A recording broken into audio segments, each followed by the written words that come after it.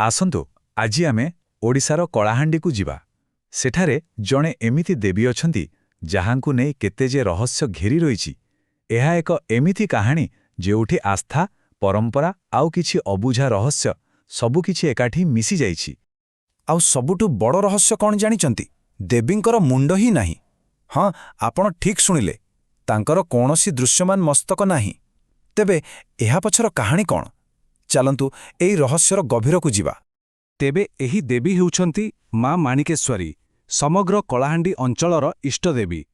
ସେଠାକାର ଲୋକଙ୍କ ପାଇଁ ସେ ସବୁକିଛି। ତାଙ୍କ ପ୍ରତି ଲୋକଙ୍କର ଭକ୍ତି ଆଉ ବିଶ୍ୱାସ ଅତୁଳନୀୟ। କିନ୍ତୁ ତାଙ୍କର ସେହି ଅଦ୍ଭୁତ ଅସାଧାରଣ ସ୍ୱରୂପ ହିଁ ତାଙ୍କୁ ସମସ୍ତଙ୍କଠାରୁ ଅଲଗା କରିଦିଏ। ତେବେ ଆସନ୍ତୁ ଆମେ ପ୍ରଥମ ରହସ୍ୟରୁ ହିଁ ଆରମ୍ଭ କରିବା, ଆଉ ସେଇଟା ହେଉଛି ଦେବୀଙ୍କର ସ୍ୱରୂପର ରହସ୍ୟ, ତାଙ୍କର ସେହି ଅଦ୍ଭୁତ ଶାରୀରିକ ଗଠନର କାହାଣୀ। ଆପଣ ଯେକୌଣସି ଦେବାଦେବୀଙ୍କ ମୂର୍ତ୍ତିକୁ ଦେଖନ୍ତୁ, ସେଥିରେ ଗୋଟେ ସ୍ପଷ୍ଟ ମୁଣ୍ଡ ଆଉ ଶରୀର ଥାଏ, ନୁହେଁ କି? କିନ୍ତୁ ମା ମାଣିକେଶ୍ୱରୀଙ୍କ କ୍ଷେତ୍ରରେ କଥାଟା ପୁରା ଅଲଗା। ଏଠି ଶରୀର ଅଛି, ହେଲେ ଦେଖିବାକୁ କୌଣସି ମୁଣ୍ଡ ନାହିଁ, ବରଂ ଶରୀରକୁ ଏକ ଗାଢ଼ ଲାଲ ରଙ୍ଗର କପଡ଼ାରେ ଘୋଡ଼େଇ ଦିଆଯାଏ, ଯାହାକୁ ତାରା ବୋଲି କୁହନ୍ତି, ଆଉ ତା ଉପରେ ଏକ ସୁନ୍ଦର ରୂପା ମୁଖା ରଖାଯାଏ। ସେଇଟା ହିଁ ଦେବୀଙ୍କର ମୁଖ। ଏବେ ମନରେ ପ୍ରଶ୍ନ ଆସୁଥିବ ଯେ ଯଦି ଦେହ ଅଛି ତାହେଲେ ପ୍ରକୃତ ମୁଣ୍ଡଟା ଗଲା କୁଆଡ଼େ? ହଁ, ଏହି ପ୍ରଶ୍ନର ଉତ୍ତର ପାଇଁ ଆମକୁ ସେଠାକାର ଲୋକଙ୍କର ଗଭୀର ବିଶ୍ୱାସ ଭିତରକୁ ଯିବାକୁ ପଡ଼ିବ। ଏଠାରେ ନା ମୁଖ୍ୟତଃ ଦୁଇଟି ପ୍ରାଚୀନ କଥା ଶୁଣିବାକୁ ମିଳେ। ପ୍ରଥମ ବିଶ୍ୱାସ ଅନୁସାରେ ଦେବୀଙ୍କର ପ୍ରକୃତ ମୁଣ୍ଡ ପାତାଳରେ ଅଛି, ମାନେ ପୃଥିବୀର ବହୁତ ଗଭୀରରେ। ଆଉ ଗୋଟେ ଧାରଣା ଏହାକୁ ଶକ୍ତିଶାଳୀ ତାନ୍ତ୍ରିକ ଦେବୀ ଛିନ୍ନମସ୍ତାଙ୍କ ସହ ଯୋଡ଼େ। ଆପଣ ଜାଣିଥିବେ, ଛିନ୍ନମସ୍ତା ହେଉଛନ୍ତି ସେହି ଦେବୀ ଯିଏ ନିଜେ ନିଜର ମୁଣ୍ଡ କାଟି ଦେଇଥିଲେ। ଏ ଦୁଇଟି କଥାର ଯାହା ବି ହେଉ, ଏହି ମୁଣ୍ଡ ନଥିବା ସ୍ୱରୂପକୁ ହିଁ ଦେବୀଙ୍କର ଅସୀମ ଶକ୍ତିର ଉତ୍ସ ବୋଲି ଧରାଯାଏ। କେବଳ ଦେବୀଙ୍କ ସ୍ୱରୂପ ନୁହେଁ, ତାଙ୍କର ପୂଜା ପଦ୍ଧତି ବି ସେତିକି ରହସ୍ୟମୟ। ଆଉ ଏଇଠି କଥା ଆସେ ତାଙ୍କର ବିଶ୍ୱପ୍ରସିଦ୍ଧ ଛତର ଯାତ୍ରାର। ଏହା ଏମିତି ଏକ ପର୍ବ ଯେଉଁଠି ଆସ୍ଥା ଓ ବଳିଦାନର ଏକ ଅଦ୍ଭୁତ ଦୃଶ୍ୟ ଦେଖିବାକୁ ମିଳେ।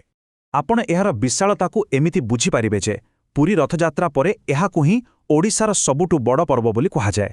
ତାମାନେ ଆପଣ କଳ୍ପନା କରିପାରୁଥିବେ ଏହାର ମହତ୍ତ୍ୱ କେତେ। ତେବେ ଏହି ଯାତ୍ରା ହୁଏ କେମିତି? ଦୁର୍ଗାପୂଜାର ମହା ଅଷ୍ଟମୀ ଦିନ ଦେବୀଙ୍କର ପ୍ରତୀକ ଗୋଟିଏ ପବିତ୍ର ଛତର ମନ୍ଦିରରୁ ବାହାରେ। ଏହା ପ୍ରଥମେ ଜେନାଖାଲ ନାମକ ଏକ ଜାଗାକୁ ଯାଏ, ଆଉ ତାପରେ ସେଠାରୁ ମନ୍ଦିରକୁ ଫେରିବା ବାଟରେ ହିଁ ଆରମ୍ଭ ହୁଏ ଅସଲ କାହାଣୀ। ଭକ୍ତମାନେ ନିଜ ମାନସିକ ପୂରଣ କରିବା ପାଇଁ ହଜାର ହଜାର ସଂଖ୍ୟାରେ ପଶୁ ବଳି ଦିଅନ୍ତି। ଏହା ଶୁଣିବାକୁ ଅଜବ ଲାଗିପାରେ, କିନ୍ତୁ ପ୍ରାୟ 3 କିଲୋମିଟର ରାସ୍ତା ପୂରାପୂରି ରକ୍ତରେ ଲାଲ ହୋଇଯାଏ। ଏହାକୁ ରକ୍ତରାଙ୍ଗା ପର୍ବ କହିଲେ କିଛି ଭୁଲ ହେବନି। ହେଲେ ଏବେ ଆସୁଛି ସବୁଠାରୁ ବଡ଼ ରହସ୍ୟମୟ କଥା। ସ୍ଥାନୀୟ ଲୋକଙ୍କ ବିଶ୍ୱାସ ଅନୁସାରେ ଏତେ ପରିମାଣର ବଳି ପରେ ବି ସେହି ରାସ୍ତାରେ ଗୋଟିଏ ବି ମାଛି ବସେନି କି ଟିକେ ବି ଦୁର୍ଗନ୍ଧ ହୁଏନି। ଏହା କେମିତି ସମ୍ଭବ?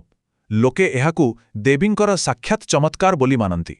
ଛତ୍ରଯାତ୍ରାର ଏହି ଦୃଶ୍ୟମାନ ରହସ୍ୟ ତ ଆମେ ଦେଖିଲେ, କିନ୍ତୁ ଏହାର ଆଉ ଏକ ଦିଗ ଅଛି ଯାହାକୁ କେବଳ ଅନୁଭବ କରିହୁଏ, ଆଉ ତାହା ହେଉଛି ଏହାର ଶବ୍ଦ, ଏହାର ଧ୍ୱନି।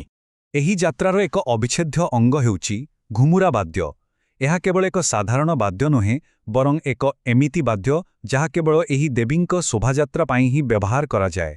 କୁହାଯାଏ ଯେ ଘୁମୁରାର ସେହି ନିଆରା ତାଳ ପରିବେଶରେ ଏକ ଅଦ୍ଭୁତ ଶକ୍ତି ସୃଷ୍ଟି କରେ। ଏମିତିକି ସେହି ଶବ୍ଦ ଶୁଣି ଭକ୍ତମାନଙ୍କ ଦେହରେ ଦେବୀ ଆବିର୍ଭାବ ହୁଅନ୍ତି, ଯାହାକୁ କାଳିସୀ ଲାଗିବା କୁହାଯାଏ। ଆଉ ସବୁଠାରୁ ଆଶ୍ଚର୍ଯ୍ୟର କଥା, ଏହି ଗୁପ୍ତ ତାଳ ବିଷୟରେ କେବଳ କିଛି ପୁରୁଖା କଳାକାର ହିଁ ଜାଣନ୍ତି। ବିଶ୍ୱାସ କରାଯାଏ ଯେ ଏହି ଧ୍ୱନି ଦ୍ୱାରା ହିଁ ଯାତ୍ରା ସମୟରେ ଦେବୀଙ୍କ ଉଗ୍ର ରୂପକୁ ଶାନ୍ତ କରାଯାଇଥାଏ। ଏହିସବୁ ରହସ୍ୟର ଚେର କିନ୍ତୁ ବହୁତ ଗଭୀର।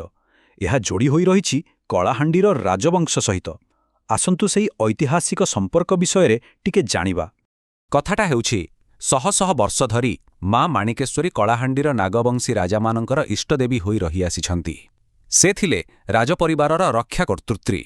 ମନ୍ଦିରର ପୁରୁଣା ରେକର୍ଡରେ ଗୋଟିଏ କଥା ଲେଖା ଅଛି, ଯାହା ଶୁଣିଲେ ଆଶ୍ଚର୍ଯ୍ୟ ଲାଗିବ। କୁହାଯାଏ ଯେ ରାଜପରିବାର ଉପରକୁ କୌଣସି ବିପଦ ଆସିବା ପୂର୍ବରୁ ମନ୍ଦିରର ପୂଜକମାନଙ୍କୁ ଏହାର ପୂର୍ବାଭାସ ମିଳିଯାଉଥିଲା। ଏଥିରୁ ହିଁ ଜଣାପଡ଼େ ଦେବୀ ଆଉ ରାଜବଂଶ ଭିତରେ କେତେ ଗଭୀର ସମ୍ପର୍କ ଥିଲା।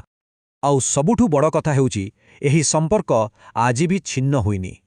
ସେହି ରାଜା ମହାରାଜାଙ୍କ ସମୟରୁ ଯେଉଁଭଳି ପୂଜାର୍ଚ୍ଚନା ଓ ରୀତିନୀତି ଚାଲି ଆସିଥିଲା, ଆଜି ବି ଠିକ୍ ସେହିପରି ଅପରିବର୍ତ୍ତିତ ରହିଛି।